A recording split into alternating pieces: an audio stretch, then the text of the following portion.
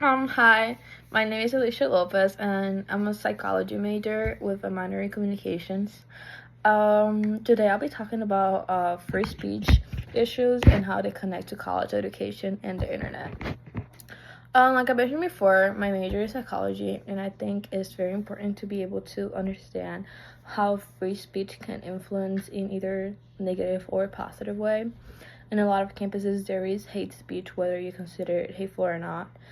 We should be very empathic to what people might end up saying as a hate speech. Everyone has the freedom of speech, even if like others disagree. We just have to be mindful about it. Nadine Strawson discusses the importance of free speech on college campuses in her book, What Everyone Needs to Know About Free Speech. We discussed that in class a lot, and we had the honor to meet her. According to her, academic institutions need to defend students' freedom of speech, regardless of how controversial or awkward their opinions may be. She states the foundation of a robust democracy is the right to free speech.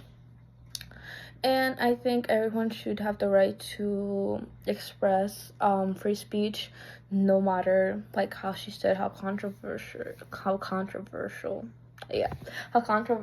it can be, because it is a right you have and it should be protected.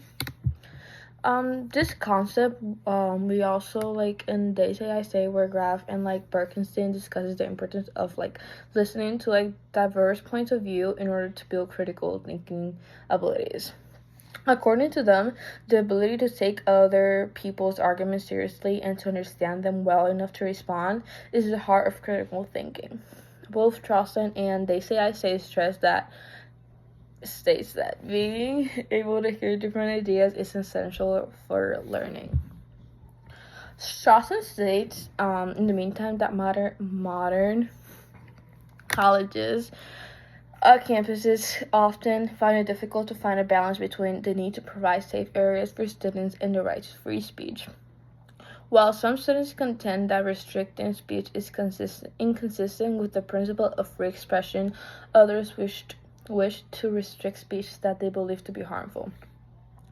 According to the author of one of the essays we studied for class, colleges need to be a marketplace of ideas, where all viewpoints, even those that are uncomfortable, are accepted.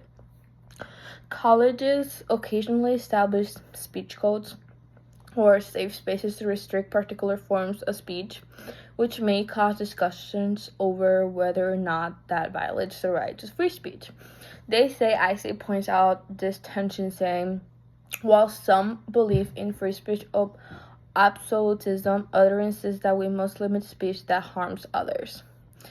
I understand the concern about harmful speech, but I agree with Strawson that it's important to keep free expression even when it might be difficult, because honestly, you can't be violated like your free speech even if it's like very controversial, because we should all be able to say what we want to say without having to feel limited to it, even though there are some limitations, since once again it can harm others.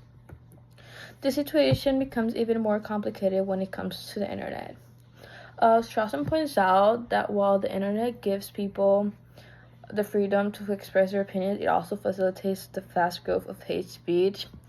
And from like personal experience, it is like so true. Like when an artist like does something or says something that's like very controversial, or like gets out their opinion on something, people like go and attack them. I'm like, oh, like why would you think like that, or blah blah blah. And I think that really sucks, because because people should accept each other's point of view. If you and I have different point of views, I should try to understand yours and not just like go by mine, and like you should also like try to understand my point of view, because we can both be right. Like there's not like right or wrong when it comes to like free speech or trying to debate something, even if it's something that can be very controversial. It's just no like right or wrong answer. In They Say I Say, the author argues that the internet often leads to echo chambers where people only hear viewpoints to match their own, which is true, because let's say I wanted to vote for like one candidate because I really never saw the other viewpoint. And then I started seeing like the other viewpoint, and I'm like, oh, like that's actually not that bad. And that's the same thing that happens in like free speech. We don't really listen to others' viewpoints, and when we scroll down what we want to see and not what we might be able to like understand from like other viewpoints. The author adds that the internet has a tendency to magnify both positive and negative aspects of human expression. That was in Graff and also Erskine. People can express themselves over the internet, but it also may spread hate speech and misleading information. And the internet, it's really known for like misleading information. You can just post, oh, the earth is flat, and a lot of people are gonna believe the earth is flat. And stuff like that. People just believe what they see on the internet, and it's not necessarily like true.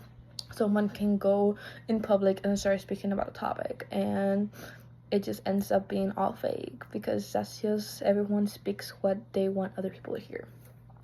I know personally how free speech issues express themselves in internet debates. People frequently engage in like heated debates on like social media, and occasionally it seems like they're suppressing one another rather than having like actual discussions. If you and I are having a discussion about a topic, we can discuss it, but like also try to like, instead of like arguing, just try to like also understand like each other's point of view. For instance, I also see like posts when people like share their thoughts, and rather of like offering counter arguments, they just like simply trash and like call them like slurs and stuff like that. And that's just like very disrespectful, and people should just start listening to each other's points of view. They also related to Strawson's discussion of how people's reactions to internet speech might occasionally compromise the right to free expression. Free speech is vital, but sometimes the way people interact online can make it more difficult to have a productive discussion.